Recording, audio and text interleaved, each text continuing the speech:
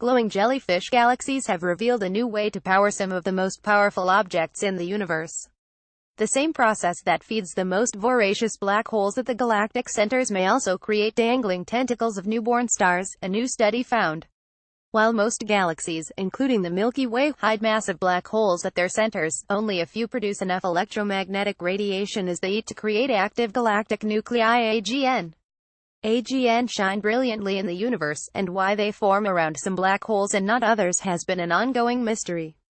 But jellyfish galaxies may help crack the case. When a galaxy enters a galaxy cluster, falling into it at high velocity, the hot, dense gas that fills the cluster, the so-called intracluster gas, acts like a strong wind on the galaxy. Gas, Bianca Paggianti, lead author on the new study, told Space.com by email.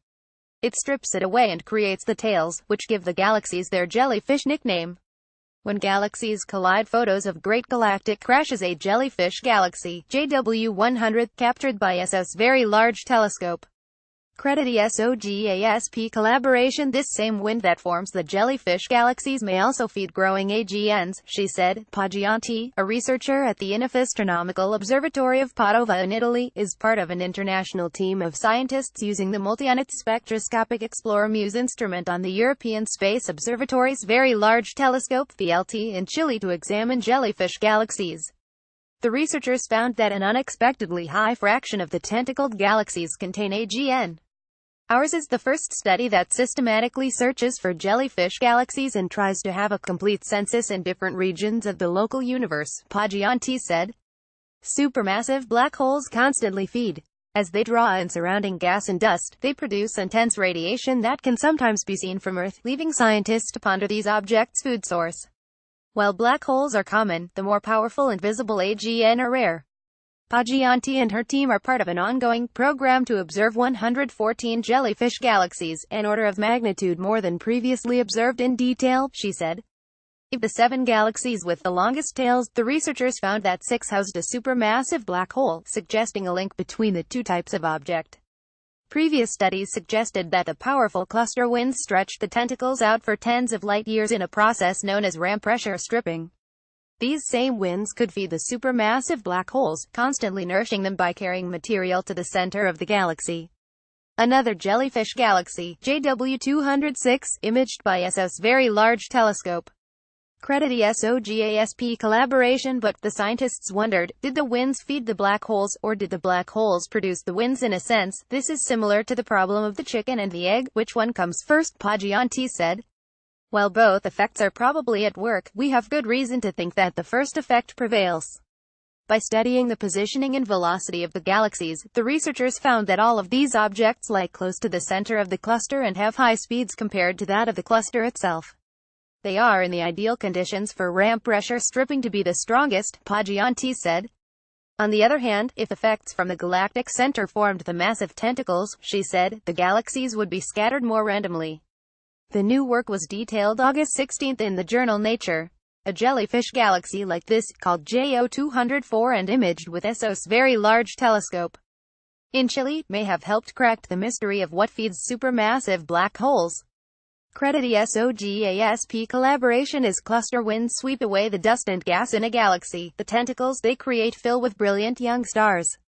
These stars shine brightly in optical wavelengths of light, making the object stand out to researchers who picked through images of over 70 galaxy clusters hunting for tails, Paggianti said. The scientists also found jellyfish outside of clusters, some as part of galaxy groups and others off on their own. Galaxies found in groups tend to lack the spectacular tails of their cluster compatriots, and all of those found with AGN lie in clusters, Paggianti said. Simulations combining ramp pressure stripping and AGN hosting galaxies would be both complicated and computationally expensive, requiring significant time and computer power, Paggianti said. That's why no such simulations exist yet, she said. I imagine that, following our discovery, there will be research groups in the world that will attempt to simulate the two processes together, she said. The paper said that such simulations would be valuable for interpreting the new connection. The 7 jellyfish are only part of a larger swarm within the gas stripping phenomena in galaxies with Muse gas program. Paggianti and her colleagues are continuing to investigate over 100 more of the intriguing galaxies. Amazing space views of ESO's Very Large Telescope photos when all of the observations will be in our hands. I expect in about a year from now, we will be able to have a complete picture, Paggianti said. Once the researchers have obtained all of the data, the team will be able to see how features change and evolve. Observing the jellyfish, some at the beginning of gas removal, others with long tails and still others devoid of gas with no fuel to birth young stars, will allow the researchers to investigate the various stages of the jellyfish life cycle, Paggianti said. This is like seeing galaxy evolution happening in front of your eyes from a front row, she said.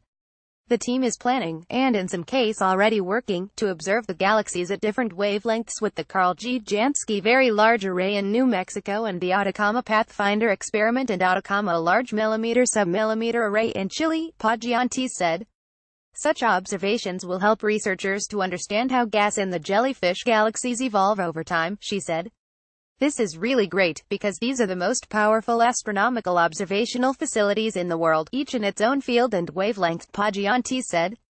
Their combination will allow us to study all the different gas phases, and how they relate to each other and to the formation of new stars. Follow Nola Taylor Reddit at NolaTred, Facebook or Google. Follow us at space.com, Facebook or Google. Originally published on space.com.